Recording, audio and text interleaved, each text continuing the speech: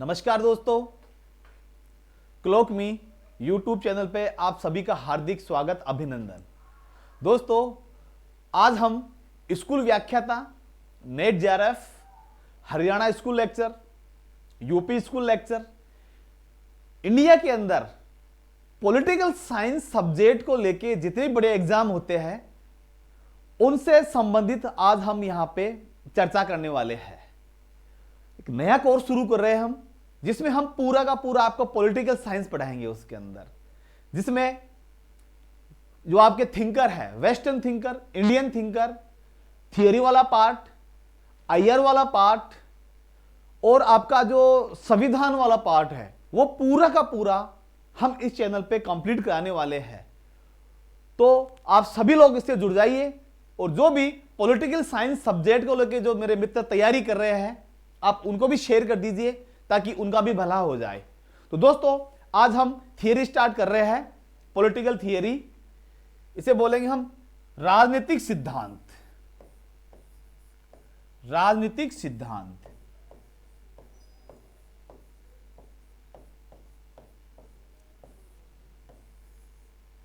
राजनीतिक सिद्धांत भाई ये क्या चीज है, पहले हम इस पे चर्चा करते हैं। तो देखो, राजनीतिक सिद्धांत क्या होता है? बोला ज्ञान की वह शाखा है। राजनीतिक सिद्धांत ज्ञान की वह शाखा है। ज्ञान की वह शाखा है जिसमें शक्ति या सत्ता, शक्ति या सत्ता से संबंधित ज्ञान का क्रमबद्ध, ज्ञान का क्रमबद्ध और व्यवस्थित अध्ययन किया जाता है। व्यवस्थित अध्ययन किया जाता है। तो हमारा पहला सवाल तो ये हो गया, भाई पॉलिटिकल थियरी हम किसे कहेंगे? तो आपका जवाब क्या होगा कि राजनीतिक सिद्धांत, पॉलिटिकल थियरी ज्ञान की वह शाखा है जिसमें शक्ति या सत्ता का व्यवस्थित और क्रमबद्ध अध्ययन किया जाता है। उसे हम क्या कहेंगे? पॉलिटिकल थियरी कहेंगे। अब देखो दोस्तों, पॉलिटिकल थियरी के यहां पर आपके दो शाखाएं चलती है। अगर हम बात करें यहां पर दो शाखाएं, तो वो कौन कौन सी हो गई?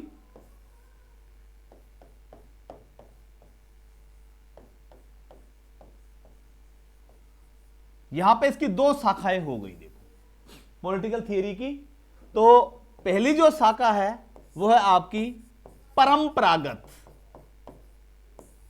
क्या हो गई भाई? परंपरागत राजनीतिक सिद्धांत। दूसरी है आपकी आधुनिक राजनीतिक सिद्धांत।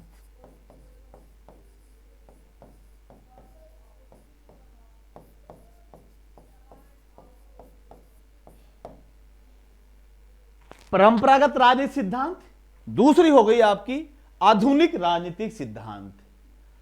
अब हम एक बार दोनों में इनमें अंतर करेंगे कि भाई परंपरागत राजनीतिक सिद्धांत तो क्या है और आधुनिक राजनीतिक सिद्धांत क्या है। तो देखो, एक डायग्राम के माध्यम से हम दोनों को यहां पे कंपेयर करते हैं और समझेंगे कि भाई दोनों में पहली बात तो अंतर क्या है।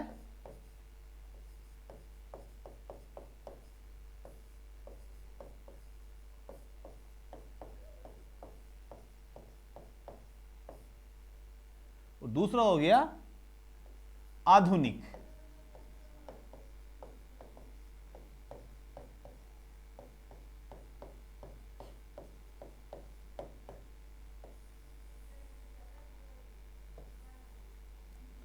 तो देखो, ये जो आपके जो परंपरावादी जो विचारधारा है, तो इसमें तो क्या होता है दोस्तों, इसमें मूल्य और नैतिकता पर बल दिया जाता है।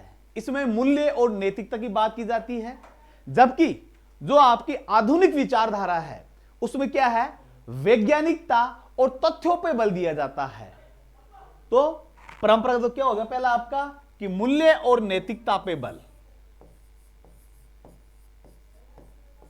मूल्य और नैतिकता।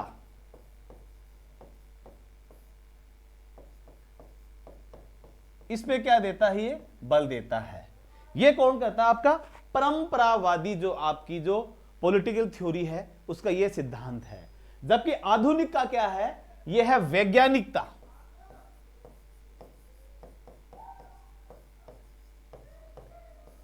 वैज्ञानिकता और साथ में तथ्यों पर।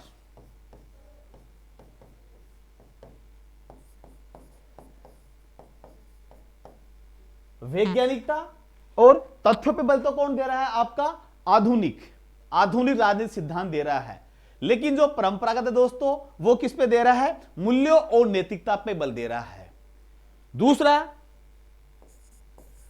परंपरागत जो राजनीतिक सिद्धांत है दोस्तों, ये क्या करता है, हमेशा द्वितीय आंकड़ों का प्रयोग करता है।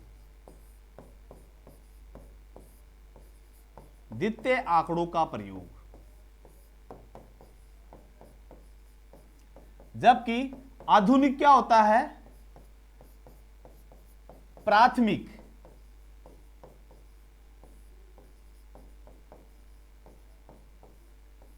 आंकड़ों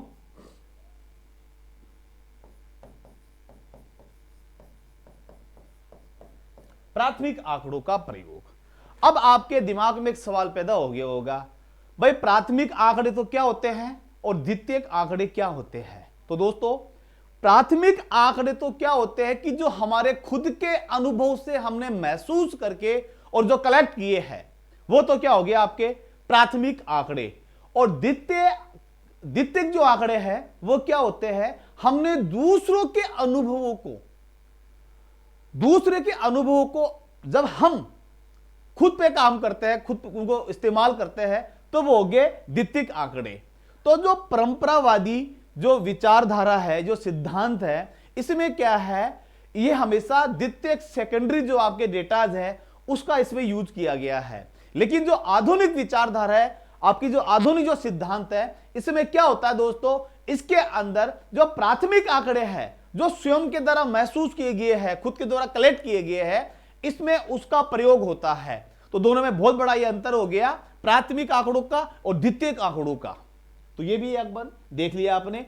इसके बाद में है ये जो आपका है परंपरावादी, ये क्या करता है दोस्तों, ये समष्टिवाद पर बल देता है।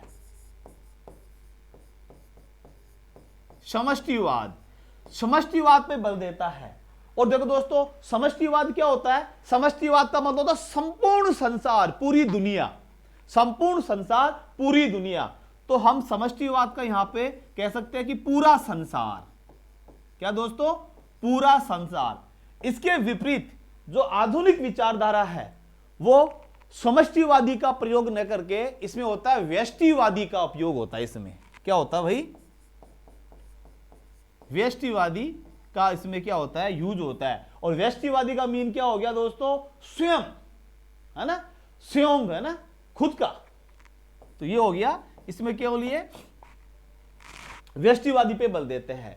इसके बाद में क्या होता है कि आपकी जो परंपरागत जो पॉलिटिकल जो आपकी जो थ्योरी है, इसमें क्या है कि ये राज्य सरकार जैसी संस्थाओं की बात करता है। किसकी भाई, राज्य सरकार जैसी जो आपकी सरकारी संस्थाएं हैं उनकी बात होती है। राज्य सरकार जैसी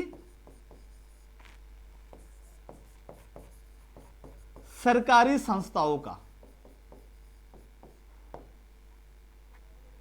तो इनमें कौन कौन सी आ गई, जैसे हम एग्जांपल दें तो भाई देखो, आपकी विधायिका,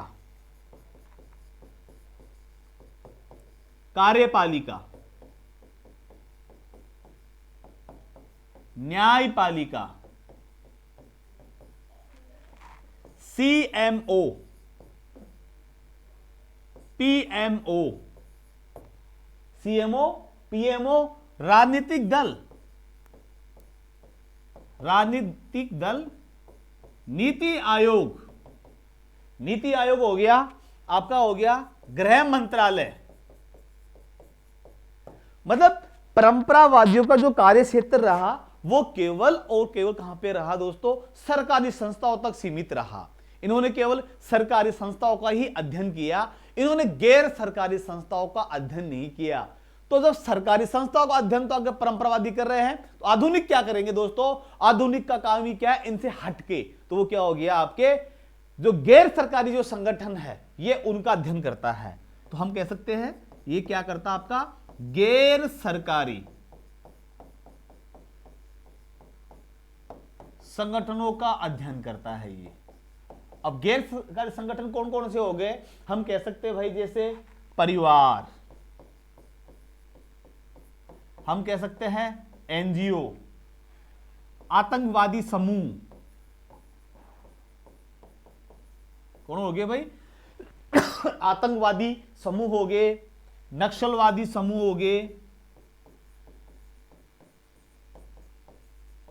नक्सलवादी समूह हो गए आपके, हम कह सकते हैं कि आपके विभिन्न प्रकार के कोचिंग संस्थान हो गए।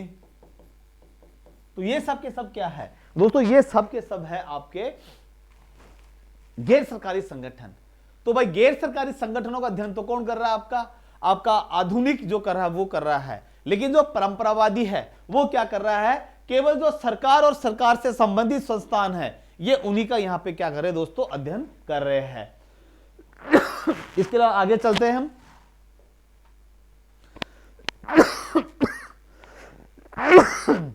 देखो परंपरावादी जो विचारधारा है, परंपरावादी जो विचारधारा है इसके दो काम है। इसके दो काम हो गए। एक तो क्या हो गया?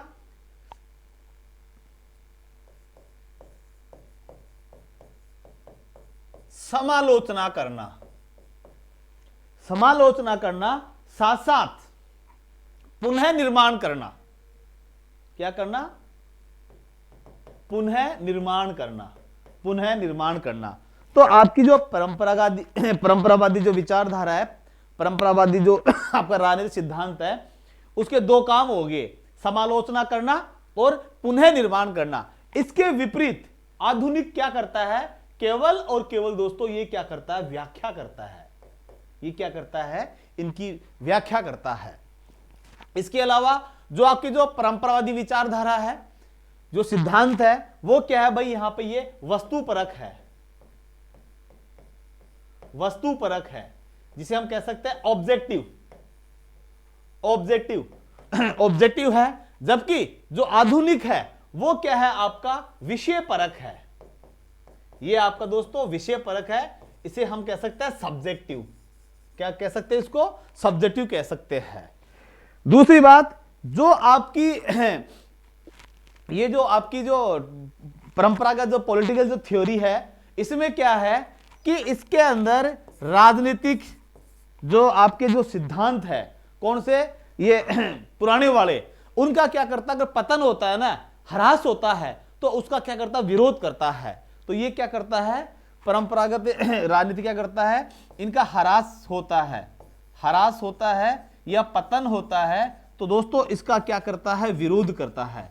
ये क्या करता है? विरोध करता है। जबकि आधुनिक जो राजनीतिक सिद्धांत है ये क्या करता है?